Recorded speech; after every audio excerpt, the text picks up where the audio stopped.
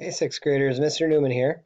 Now that we're done with our government and civics unit, we are going to move on to our next chapter, which is Minnesota and the Civil War. So, this assignment today is you watching about a 6-minute video, and it's going to give you a brief introduction of how Minnesota impacted the Civil War and also what role Minnesota played in the Civil War.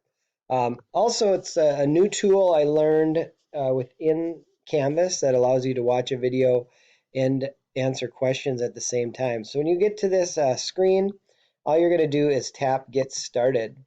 And once it starts to load and starts to play, you will see a couple things here. So the first one is the play button, but then you'll see throughout the scroll bar down below here, there are questions. And when the movie or the video gets to that point in the video, a question will pop up. So I'll show you here what that might look like as it's going through here. When it gets to about 37 seconds here, a question's going to pop up. It'll ask